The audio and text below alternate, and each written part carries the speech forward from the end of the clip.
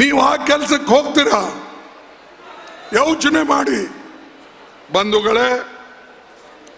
ನಾನು ಎಲ್ಲಿ ಹೋದಲ್ಲಿ ಕೂಡ ನಾವು ಹೇಳ್ತಾ ಇದ್ದೇವೆ, ದೇಶಕ್ಕೆ ಸ್ವಾತಂತ್ರ್ಯ ತಂದಂಥವರು ನಾವು, ದೇಶದ ಅಭಿವೃದ್ಧಿ ಮಾಡೋಕ್ಕೆ ಸಹಾಯ ಮಾಡಿದವರು ನಾವು. ನಿಮ್ಗೆ ಹೇಳಬೇಕಾಗಿದ್ರೆ, ಹಿಂದೆ ಒಬ್ರು MP ಇದ್ರು ಕಾಂಗ್ರೆಸ್ದವರು, ಶ್ರೀನಿವಾಸ್ ಮಲ್ಯ ಅಲ್ಲ, ಶ್ರೀನಿವಾಸ್ ಮಲ್ಯ ಅವರಿದ್ರು.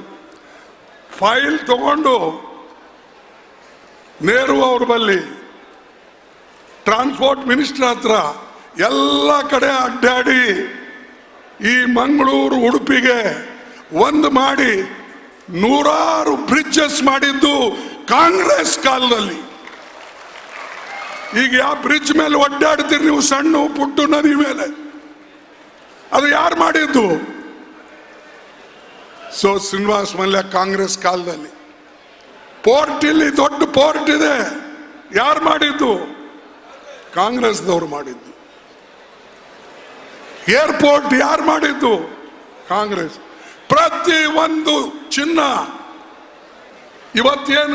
ಇವತ್ತು ಇಲ್ಲಿ ಮಂಗಳೂರಿನಲ್ಲಿದೆ, ಉಡುಪಿನಲ್ಲಿದೆ, ಅದು ಎಲ್ಲನೂ ಕೂಡ ಕಾಂಗ್ರೆಸ್ ಪಕ್ಷದ ಕಾಲದಲ್ಲಿ ಆಗಿದೆ. ಇದನ್ನ ನೀವು ನೆನಪಿನಲ್ಲಿ ಇಟ್ಕೊಳ್ಳಿ.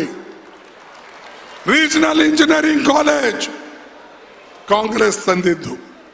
ಮಣಿಪಾಲ್ ಇನ್ಸ್ಟಿಟ್ಯೂಷನ್ ಇಷ್ಟು ಬೆಳಿಬೇಕಾದ್ರೆ 10 ಎಕರೆ 100 ಎಕರೆ ನಮ್ಮ ಸರ್ಕಾರ ಕೊಟ್ಟಿದ್ದು, ನಾವು ಕೊಟ್ಟಿದ್ದು, ಅದನ್ನ ಇವತ್ತು ಬೆಳೆದಿದ್ದು.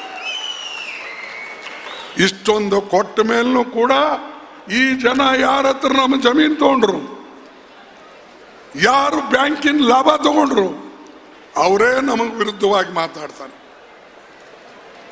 ಇಲ್ಲೆಲ್ಲ ದೊಡ್ಡ ದೊಡ್ಡ ಬ್ಯಾಂಕ್ಗಳಿದ್ದು, ಆ ಬ್ಯಾಂಕದ ರಾಷ್ಟ್ರೀಕರಣ ಆದ್ಮೇಲೆ ಕೆಲವು ಬ್ಯಾಂಕ್ಗಳನ್ನ ಪ್ರೈವೇಟ್ ಆಗಿದ್ದು. ಆ ಬ್ಯಾಂಕ್ ಅವರ ಹೆಸರುಗಳು, ಆ ಹೆಸರುಗಳನ್ನ ಅಳಿಸ್ಬೇಕು ಅಂತ ಮೋದಿ ಅವರೆಲ್ಲ ವಿಜಯ್ ಬ್ಯಾಂಕ್, ನಮ್ಮ ಬೇರೆ ಕೆನರಾ ಬ್ಯಾಂಕ್, ಈ ಎಲ್ಲ ಬ್ಯಾಂಕ್ಗಳಿಗೆ ಒಯ್ದು ಅಹಮದಾಬಾದ್ ಕಡೆ ಸೇರಿಸ್ಬಿಟ್ಟ. ಅಲ್ಲಿನ ಬ್ಯಾಂಕಿಗೆ ಜೋಡಿಸ್ಬಿಟ್ಟ. ಆ ದೇನಾ ಬ್ಯಾಂಕ್ ಅಂತೆ, ಲೇನಾ ಬ್ಯಾಂಕ್ ಅಂತೆ, ಆ ಬ್ಯಾಂಕ್ ಅಂತೆ. ದೇನಾ ಅಂದ್ರೆ ಗೊತ್ತಲ್ಲ, ಕೊಡೋದು.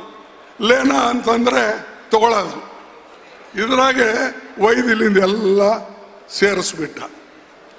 ಅಂದ್ರೆ ಯಾವ ಭಾಗ, ಕರ್ನಾಟಕದ ಭಾಗ ಆರ್ಥಿಕ ಬೆಳವಣಿಗೆಯಲ್ಲಿ ಮುಂದಿದೆ, ಅದಕ್ಕೆ ಹಿಂದೆ ತರ್ತಕ್ಕಂಥ ಕೆಲಸ ಮೋದಿ ಅವರು ಮಾಡಿದ್ದು.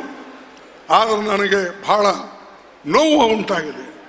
ಇಂಥ ಜಾಗದಲ್ಲಿ ಬಿಜೆಪಿ ಬೆಳೀತಾ ಇದೆ.